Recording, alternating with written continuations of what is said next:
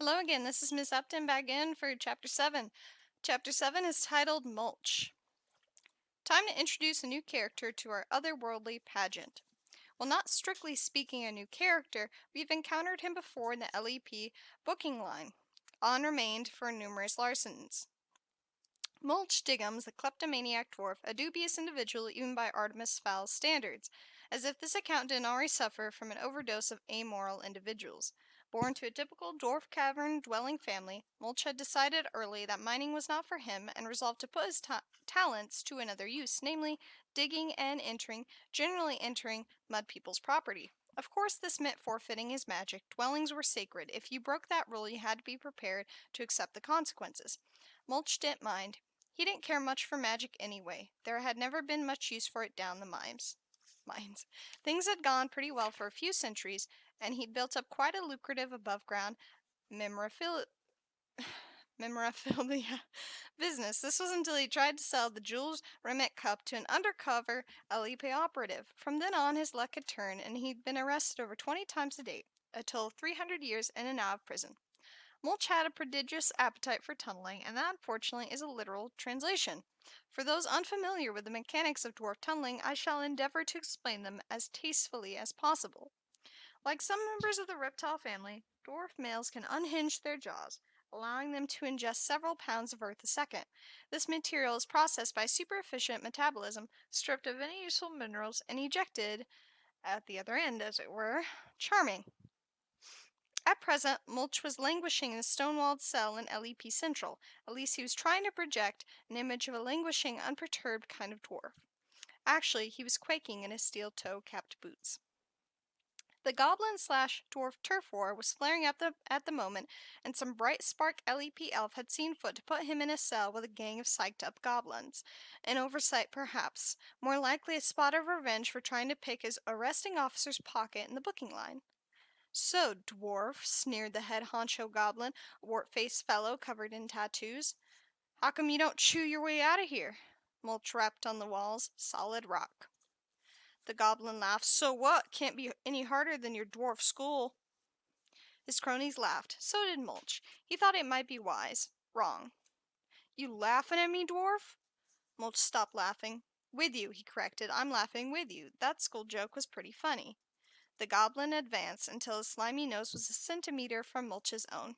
"You patronizing me, dwarf?" Mulch swallowed, calculating. If he unhinged now, he could probably swallow the leader before the other reacted. Still, goblins were murder on the digestion. Very bony. The goblin conjured up a fireball around his fist. "I asked you a question, Stumpy." Mulch could feel every sweat gland on his body pop into instant overdrive. Dwarfs did not like fire. They did not even like thinking about flames. Unlike the rest of the fairy races, dwarfs had no desire to live above ground, too close to the sun. Ironic for someone in the mud people possession liberation business. "No need for that," he stammered. "I was just trying to be friendly." "Friendly," scoffed Warface. "Your kind don't know the meaning of the word. Cowardly backstabbers, the lot of you." Mulch nodded diplomatically. "We have been known to be a bit treacherous." "A bit treacherous? A bit treacherous? My brother Phlegm was ambushed by a crowd of dwarves disguised as dung heaps. He's still in traction." Mulch nodded sympathetically. The old dung heap ruse. Disgraceful. One of the reasons I don't associate with the Brotherhood. Wartface twirled the fireball between his fingers. "There are two things under this world that I really despise." Mulch had a feeling he was about to find out what they were. "One is a stinking dwarf, no surprises there, and the other is a traitor to his own kind, and from what I hear, you fall neatly into both categories." Mulch smiled weakly. "Just my luck. Luck ain't got nothing to do with it. Fortune delivered you into my hands." On another day, Mulch might have pointed out that luck and fortune were basically the same thing. Not today. "You like fire, dwarf?" Mulch shook his head. Wartface grinned. "Now ain't that a shame? 'Cause any second now, I'm going to ram this here fireball down your throat." The dwarf swallowed dryly. Wasn't it just typical of the dwarf brotherhood? What do dwarves hate? Fire. Who are the only creatures with the ability to conjure fireballs? Goblins. So who did the dwarves pick a fight with? A real no-brainer. Mulch backed up to the wall. Careful there, we could all go up. Not us, Wartface grins, snorting the fireball up to elongated nostrils, completely fireproof. Mulch was perfectly aware of what would happen next. He'd seen it, and too many times, in the back alleys. A group of goblins would corner a stray brother dwarf, pin him down, and the leader would give him the double barrel straight in the face. Warface's nostrils quivered as he prepared to vent the inhaled fireball. Mulch quailed. There was only one chance. The goblins had made a basic mistake. They had forgotten to pin his arms. The goblin drew a breath through his mouth, then closed it. More exhalation pressure for the fire stream. He tilted his head back, pointing his nose at the dwarf, and let fly. Quick as a flash, Mulch jammed his thumbs up Wartface's nostrils. Disgusting, yes, but definitely better than becoming dwarf kebab. The fireball had nowhere to go. It rebounded on the balls of Mulch's thumbs and ricocheted back into the goblin's head. The tear ducts provided the path of least resistance, so the flames compressed into pressurized streams, erupting just below the goblin's eyes. A sea of flames spread across the cell roof. Mulch withdrew his thumbs, and after a quick wipe, thrust them in his mouth, allowing the natural balm in his saliva to begin the healing process. Of course, if he still had his magic, he could have just wished the scorched digits better, but that was the price you paid for a life of crime. Warface didn't look so good. Smoke was leaking from every orifice in his head. Flame-proof goblins may be, but the errant fireball had given his tubes a good scouring. He swayed like a strand of seaweed, then collapsed face down on the concrete floor. Something crunched. Probably a big goblin nose. The other gang members did not react favorably. Look what he did to the boss! That stinking stump! Let's fry him! Mulch backed up even further. He had been hoping the remaining goblins would lose their nerve once their leader was out of commission. Apparently not. Even though it was most definitely not in his nature, Mulch had no option but to attack. He unhinged his jaw and leaned forward, clamping his teeth around the foremost goblin's head. Ow! Back off! He shouted around the obstruction in his mouth. Back off or your brain gets it! The others froze, uncertain of their next move. Of course, they'd all seen what dwarf molars could do to a goblin head. Not a pretty sight. Each one popped a fireball in his fist. I warn you! You can't get us all, Stumpy. Mulch resisted the impulse to bite down. It is the strongest of dwarf urges, a genetic memory born from millennia spent tunneling. The fact that the goblin was wriggling slimily didn't help. His options were running out. The gang was advancing, and he was powerless as long as his mouth was full. It was crunch time. Pardon the pun. Suddenly the cell door clanked open, and what seemed like an entire squadron of LEP officers flooded the confined space. Mulch felt the cold steel of a gun barrel against his temple. Spit out the prisoner, ordered a voice. Mulch was delighted to comply. A thoroughly slimed goblin collapsed, retching on the floor. You goblins, put him out! One by one, the fireballs were extinguished. That's not my fault, whined Mulch, pointing to the spasming Wartface. He blew himself up. The officer holstered his weapon, drawing out a set of cuffs. I couldn't care less what you do to each other, he said, spinning Mulch and snapping the cuffs on. If it was up to me, I'd put the whole lot of you in a big room and come back a week later to sluice it out. But Commander Root wants to see you above ground ASAP. ASAP? Now, if not sooner. Mulch knew Root. Commander was responsible for several of his government hotel visits. If Julius wanted to see him, it probably wasn't for drinks and a movie. Now, but it's daylight now. I'll burn. The LEP officer laughed. It ain't daylight where you're going, pal. Where you're going, it ain't anything. Root was waiting for the dwarf inside the time-field portal. The portal was yet another of Foley's inventions. Furs could be introduced to and leave the time field without affecting the altar flow inside the field.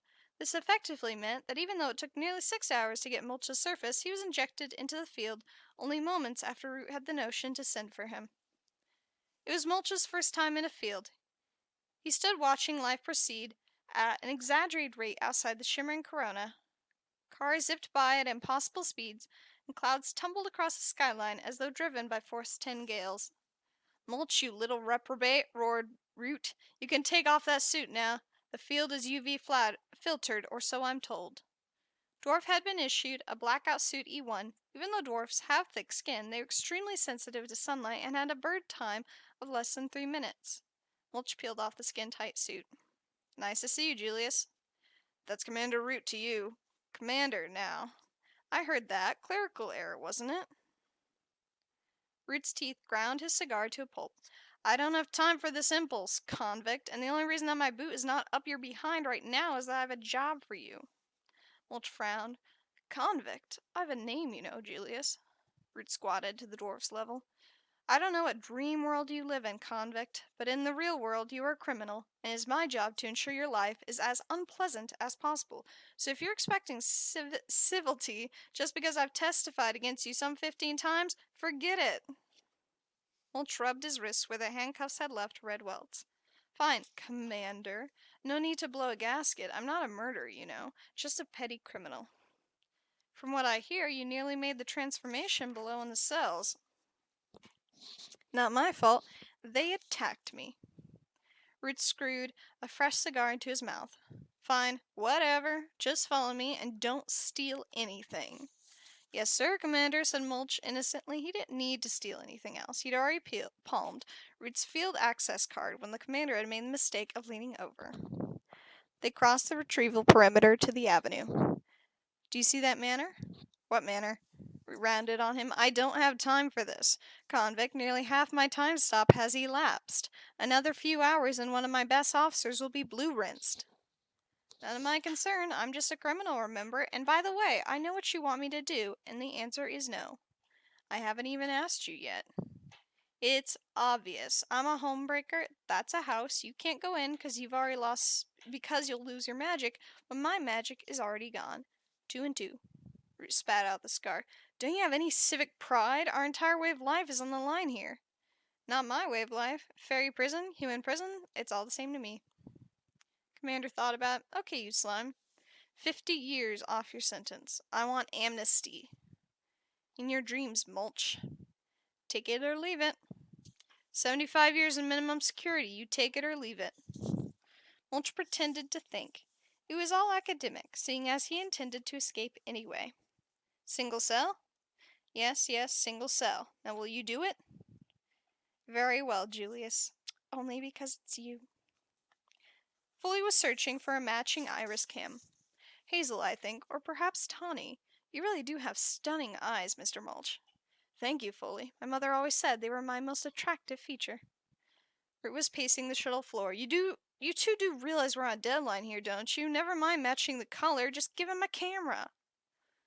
Foley plucked a lens from its solution with tweezers. This is not just vanity, Commander. The closer the match, the less interference from the actual eye.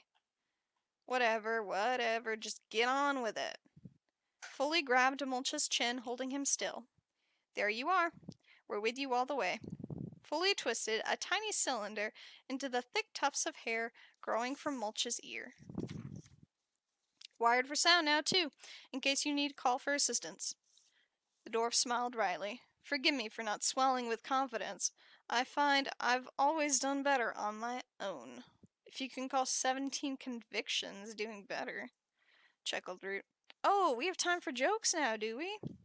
Root grabbed him by the shoulder. You're right, we don't. Let's go. He dragged Mulch across a grassy verge to a cluster of cherry trees. I'll watch you tunnel in there and find out how this Fowl person knows so much about us. Probably some surveillance device. Whatever it is, destroy it. Find Captain Shore if possible and see what you can do for her. If she is dead, at least it will clear the way for a biobomb.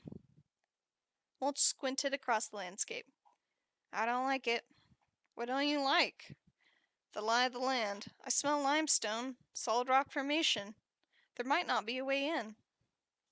Foley trotted across. I've done a scan. The original structure is based totally on rock, but some of the later extensions stray onto clay. The wine cellar in the south wing appears to have a wooden floor. Should be no problem for someone with a mouth like yours. Mulch decided to take that as a statement of fact rather than an insult. He opened the back flap on his tunneling pants. Right, stand back.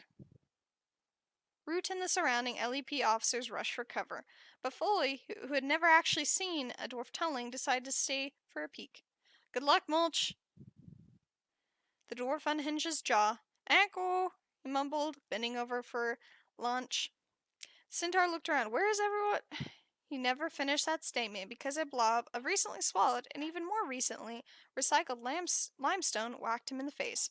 By the time he cleared his eyes, Mulch had disappeared down a vibrating hole, and there was a sound of hearty laughter shaking the cherry trees.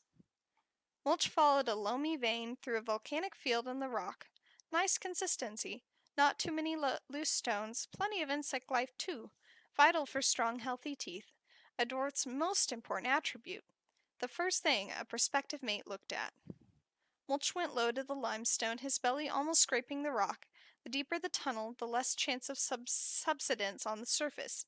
You couldn't be too careful these days, not with motion sensors and landmines.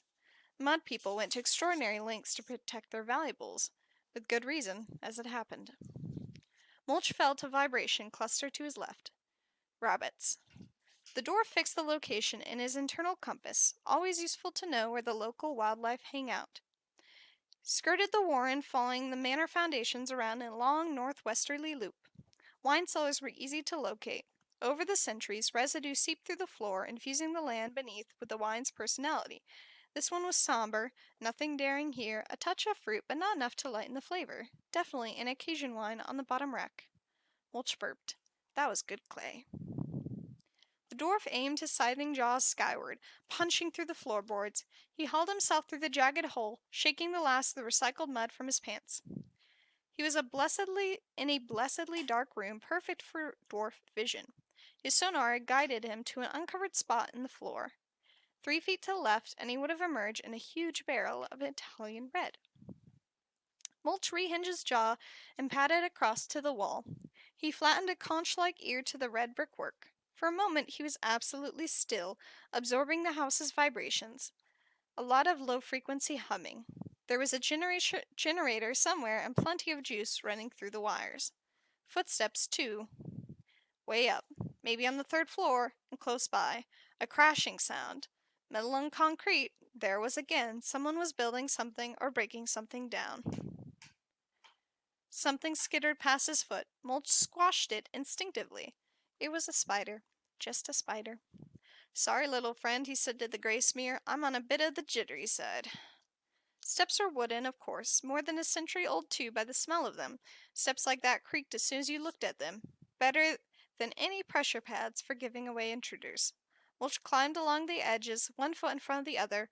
Right in by the wall was where the wood had most support and was less likely to creak. This was not as simple as it sounds. Dwarf feet are designed for spade work, not for the delicate intricacies of ballet dancing or balancing on wooden steps. Nonetheless, Mulch reached the door without incident. A couple of minor squeaks, but nothing that would be detectable by human ears or hardware.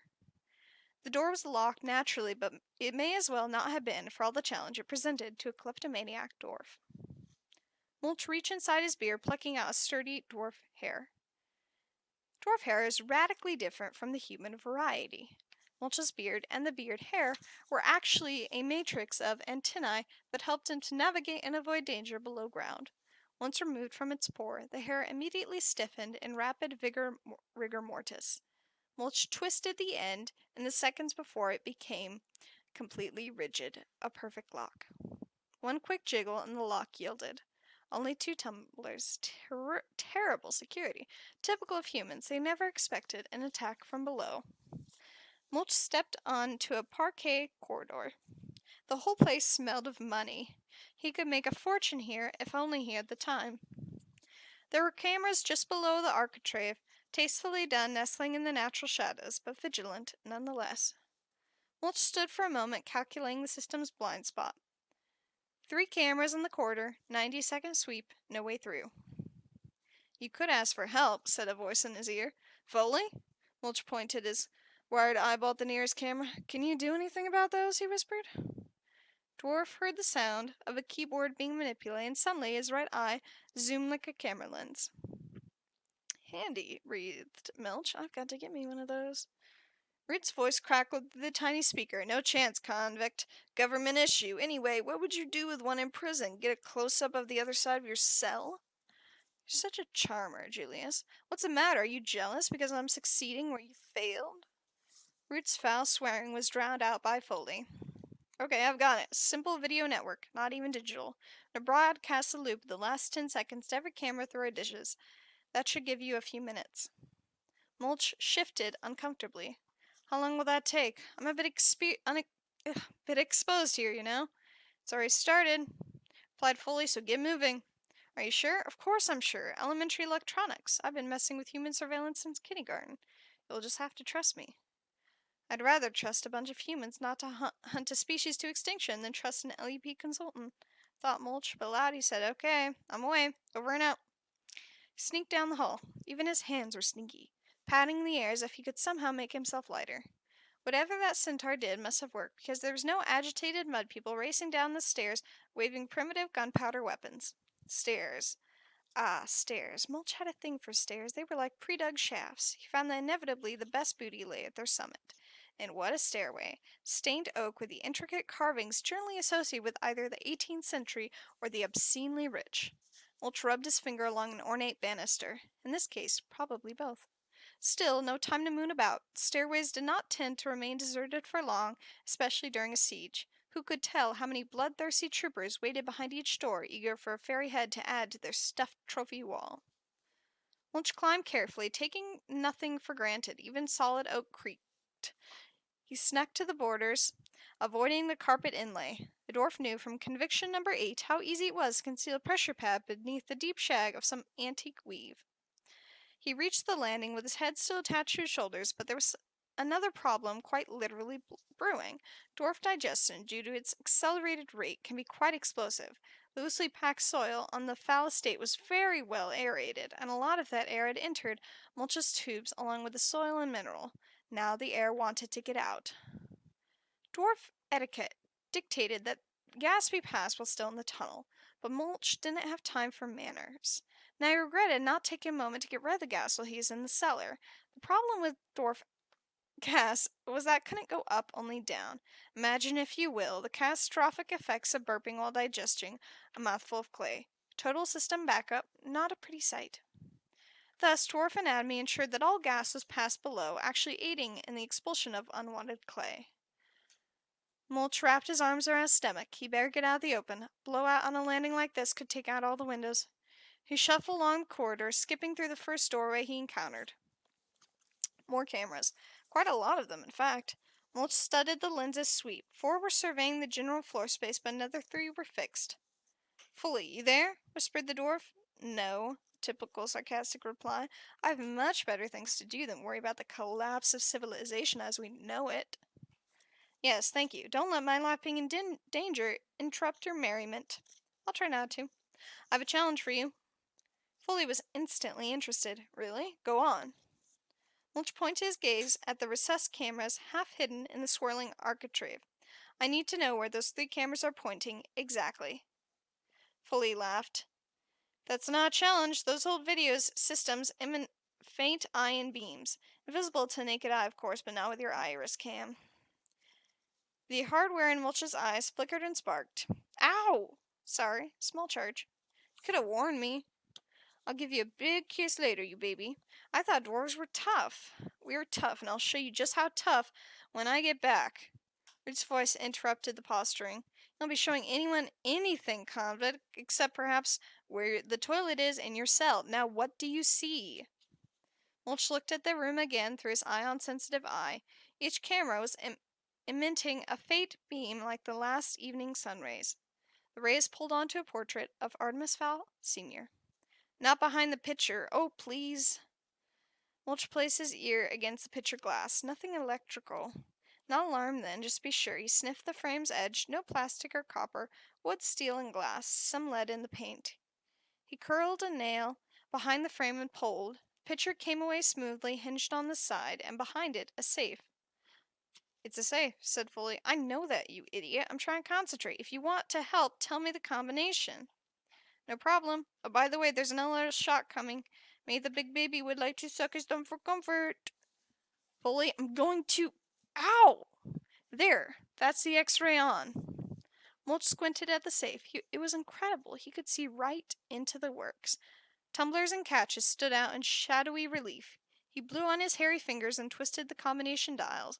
In seconds, the safe lay open before him. Oh, he said, disappointing. What is it? Nothing, just human currency. Nothing of value. Leave it, ordered Root. Try another room. Get going. Mulch nodded. Another room. For his time ran out, but something was niggling at him. If this guy was so clever, why did he put the safe behind a painting? Such a cliché, totally against form. No, something wasn't right. They were being duped somehow. Mulch closed the safe, swinging the portrait back into position. It swung smoothly, weightless on the hinge. Weightless. He swung the picture out again, and back in. Convict, what are you doing? Shut up, Julius. I mean, quiet a moment, Commander. Mulch squinted at the frame's profile, a bit thicker than normal, quite a bit thicker, even taking the box frame into account. 2 inches. He ran a nail down the heavy cartridge, backing and stripping it away to reveal another safe. A small one. Custom made, obviously. Fully, I can't see through this. Lead lined, you're on your own, burglar boy. Do what you do best. Typical, muttered Mulch, flattening his ear to the cold steel. He twirled the dial experimentally. Nice action. The clicks were muted by the lead. He would have to concentrate. The upside was that something this thin could only have 3 tumblers at the most. Mulch held his breath and twisted the dial, 1 cog at a time. To the normal ear, even with amplification, the clicks would have seemed uniform. But to Mulch, each cog had a distinctive signature. When a ratchet caught, it was so loud as to be deafening. 1, he breathed. Hurry it up, convict. Your time's running out. You were interrupted. Tell me that. I can see now how you made Commander, Julius. Convict, I'm going to...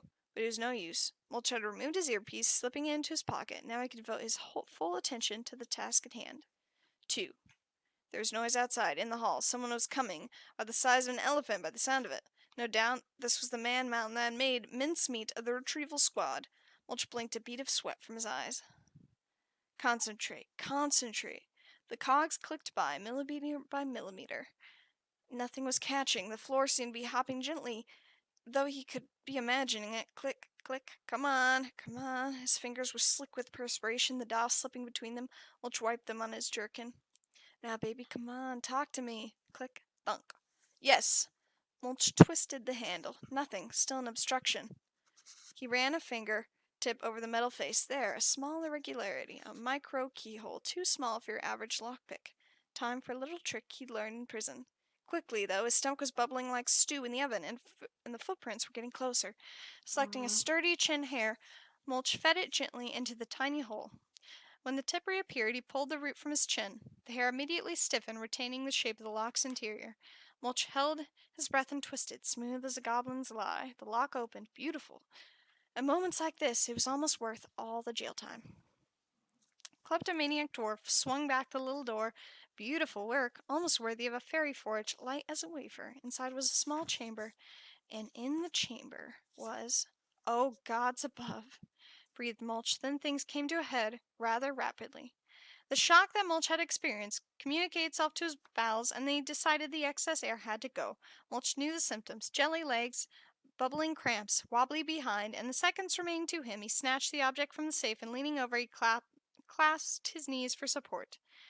The constrained wind had built itself up to a mini-cyclone intensity and could not be constrained, and so it exited, rather abrasively, blowing up Mulch's back flap and slamming into the rather large gentleman who'd been sneaking up behind him.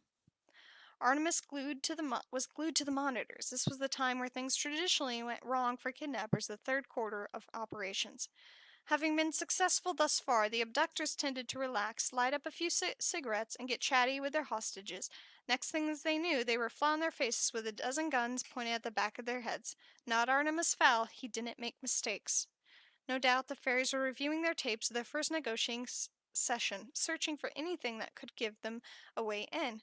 Well, it was there, all right. All they had to do was look, buried just deep enough to make it look accidental. It was possible that Commander Root would try another ruse. He was a wily one, no doubt about it. One would not take kindly to being bested by a child. He would bear watching. The mere thought of Root gave Artemis shivers.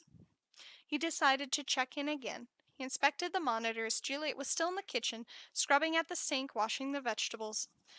Commander Short was on her bunk, quiet as the grave. No more bed-banging. Perhaps he'd been wrong about her. Perhaps there was no plan. Butler stood at his post outside Holly's cell. Odd, he should have been on his rounds by now. Artemis grabbed a walkie-talkie. Roger base, receiving. Shouldn't you be on your rounds? There was a pause. I am, Artemis, patrolling the main landing. Coming up on the safe room. I'm waving at you right now.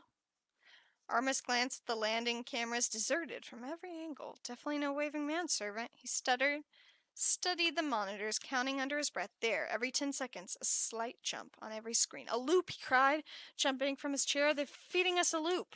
Over the speaker, he could hear Butler's pace quickening to a run. The safe room! Artemis's stomach dropped into queasy hell. Duped. He, Artemis Fowl, been duped, even though he knew it was coming. Inconceivable. It was arrogance that had done it. His own blinding arrogance, and now the entire plan could collapse around his ears. He switched the walkie-talkie to Juliet's band. It was a pity now he'd taken the house's intercom offline, but didn't operate on a secure frequency. Juliet? Receiving. Where are you right now? In the kitchen, wrecking my nails on this grater. Leave it, Juliet. Check on the prisoner. But Artemis, the carrot sticks will dry out. Leave it, Juliet, shouted Artemis. Drop everything and check on the prisoner. Juliet obediently dropped everything, including the walkie-talkie. She'd sulk for days now. Never mind, there was no time to worry about teenage girl's bruised ego. He had more important matters to tend to. Artemis depressed the master switch on the computerized surveillance system. His only chance of purging the loop was a complete reboot. After several agonizing moments of screen snow, the monitors jumped and things were settled. Things were not as they had seemed only seconds before. There was a grotesque thing in the safe room. It apparently discovered the secret compartment. Not only that, but it had managed to open the whisper lock.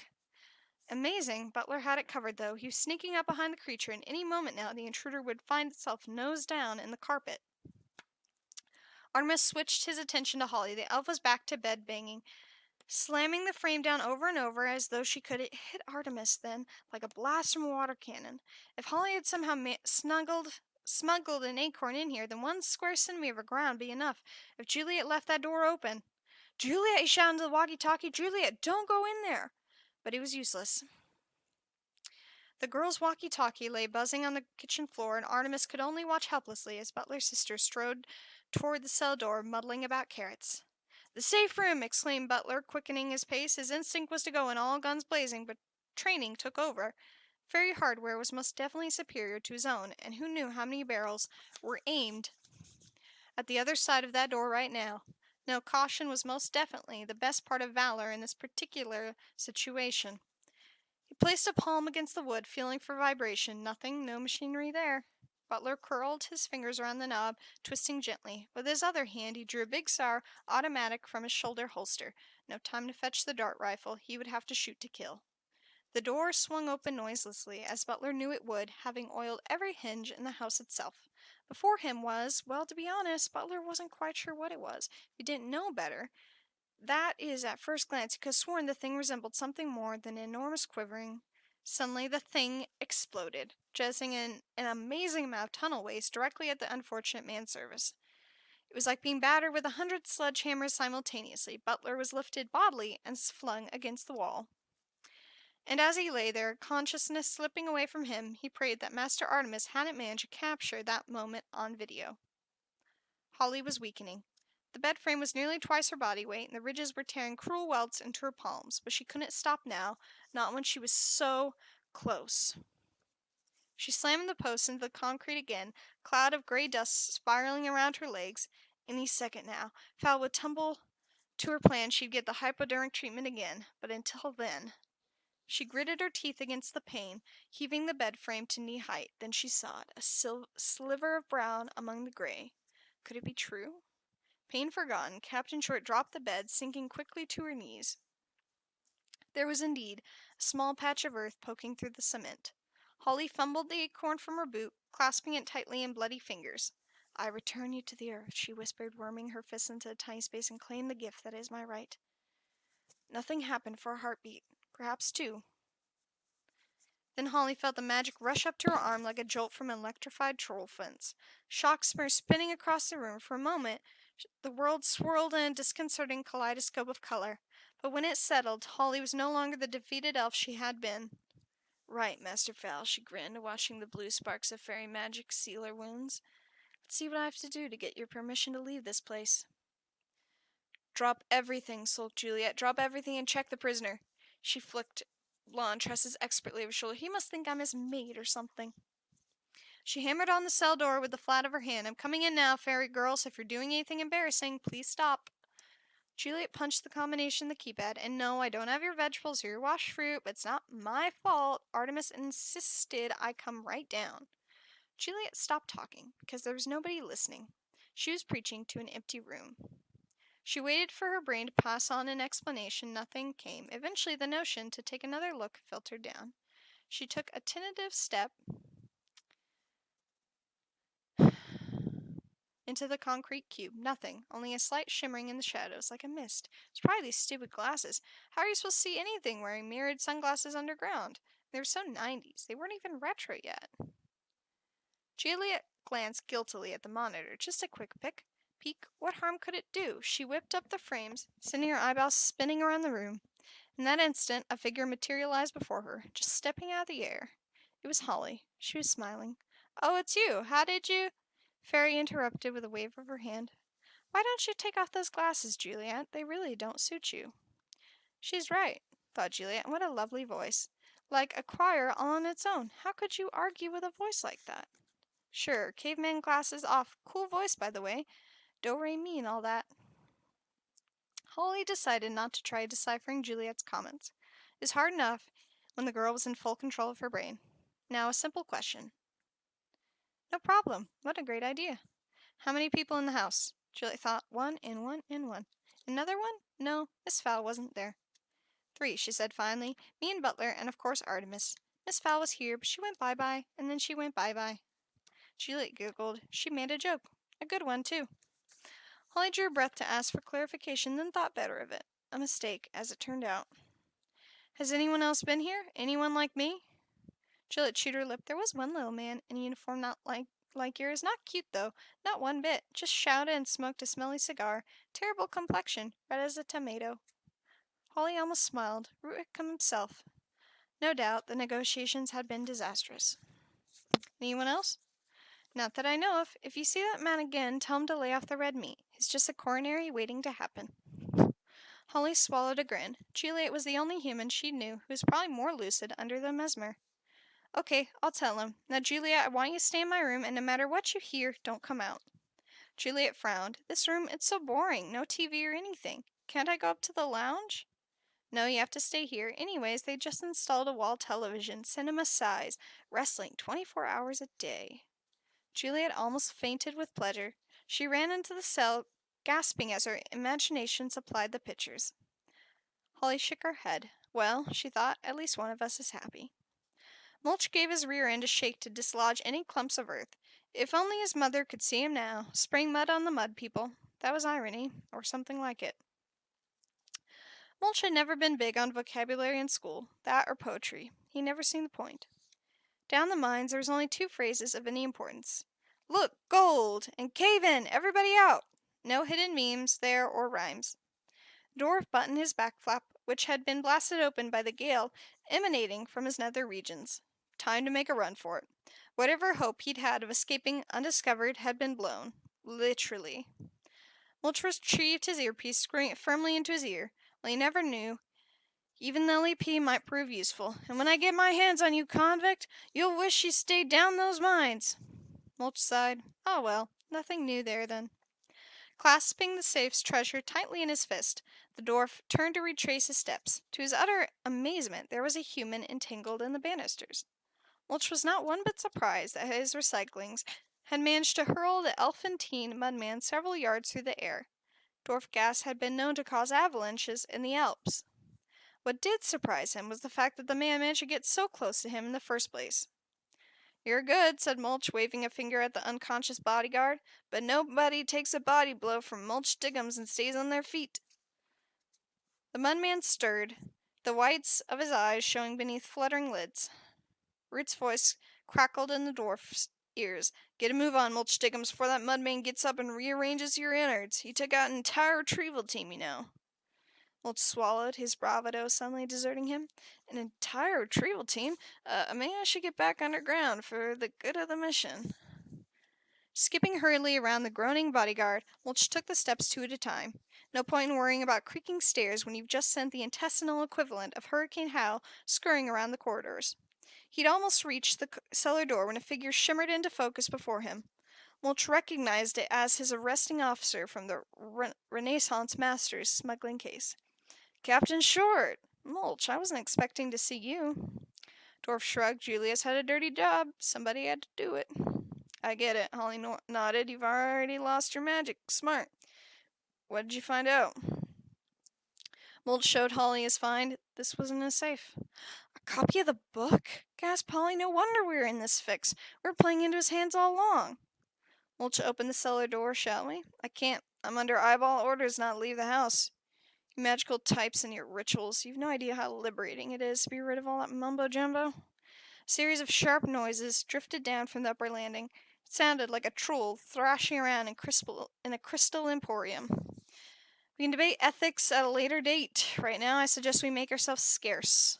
Mulch nodded. Agreed. This guy took out an entire retrieval squad, apparently.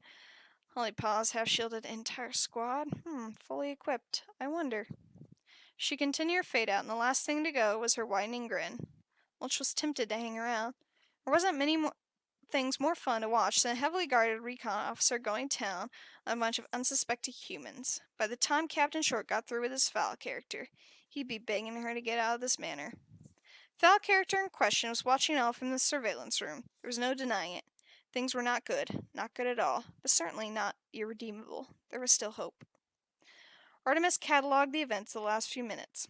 The manor's security had been compromised. The safe room was in shambles, blown apart by some sort of fairy flatulence. Butler lay unconscious, possibly paralyzed by the same gaseous anomaly. His hostage was loose in the house, her fairy powers restored to her. There was an unsightly creature in leather pants burrowing holes beneath the foundations with no apparent regard for fairy commandments, and the people had retrieved a copy of the book, one of several copies, as it happened, including one on disc, in a Swiss vault. Artemis's finger combed an errant strand of dark hair. He would have to dig very deep to uncover the good in this particular scenario. He took several deep breaths, finding his chi as Butler had taught him. After several moments of contemplation, he realized that these factors meant little in the overall strategies of both sides. Captain Short was still trapped in the manor, and the time stoppage period was running out.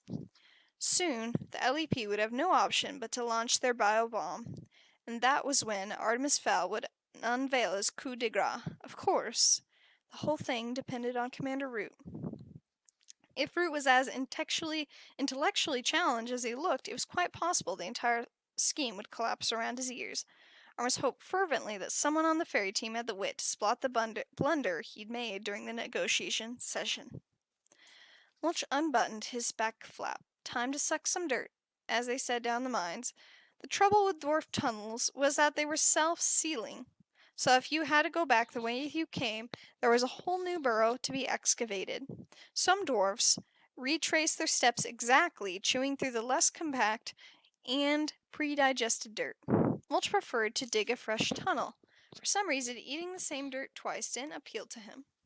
Unhinging his jaw, the dwarf pointed himself, torpedo-like, through the hole in the floorboards. His heart calmed immediately as the scent of minerals filled his nostrils. Safe. He was safe. Nothing could catch a dwarf underground, not even a scalien rockworm.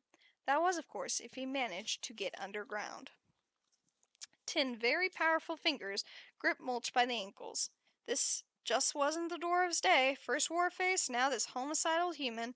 Some people never learn, usually mud people. Argo, he mumbled, unhinged jaw flapping uselessly. Not a chance, came the reply. The only way you're leaving this house is in a body bag. Mulch could feel himself being dragged backward. This human was strong. There weren't many creatures that could dislodge a dwarf with a grip on something. He scrabbled in the dirt, cramming handfuls of wine-impregnated clay into his cavernous mouth. There's only one chance. Come on, you little goblin, out of there. Goblin? Mulch would have been indignant had he not been busy chewing clay to eject his enemy. The human stopped talking, presumably because he knows the flap and probably what was behind it. No doubt what happened in the safe room was coming back to him. Oh, what would have followed the O is anyone's guess, but I'm willing to bet that it wouldn't have been dearie me. As it happened, Butler never had time to finish his expletive, because he wisely chose that moment to relinquish his grip. A wise choice indeed, because it coincided with the instant Mulch decided to launch his earthen offensive. A lump of compacted clay sped like a cannon directly at the spot where Butler's head had been barely a second previously. Had it still occupied its space, that impact would have separated it from Butler's shoulders. An ignoble end for a bodyguard of his caliber. As it was, the soggy missile barely grazed his ear. Nevertheless, the force was sufficient to spin Butler like an ice skater, landing him on his rump for the second time in as many minutes. By the time his vision had settled, the dwarf had disappeared into a maelstrom of churning muck. Butler decided not to attempt pursuit. Dying below ground was not very high on his things to do list. But there will be another day, Fairy, he thought grimly, and there was to be. But that's another story. Mulch's momentum propelled him underground. He'd gone several yards along the loamy vein before he realized no one was following. Once the taste of earth had settled his heart rate, he decided it was time to implement his escape plan. The dwarf altered his course, chewing his way toward the rabbit warren he noted earlier. With any luck, the centaur hadn't run a seismology test on the manor grounds, or his ruse might be discovered. He'd just have to bank on the fact that they had more important things to worry about than a missing prisoner. There shouldn't be any problems to seeing Julius, but the centaur, he was a smart one.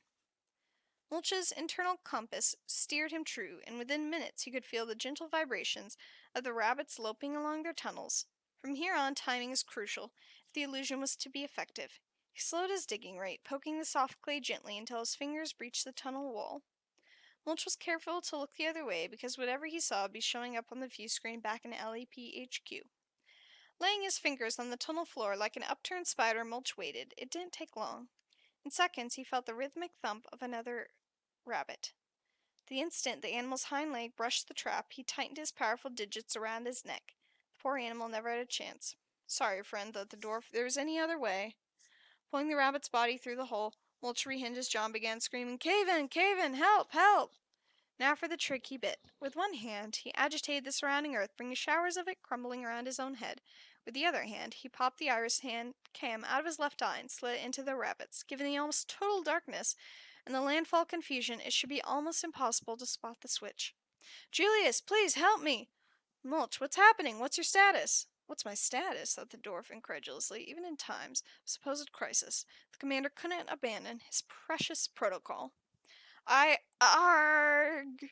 The dwarf dragged his final scream out, petering off to a gargling rattle. A bit melodramatic,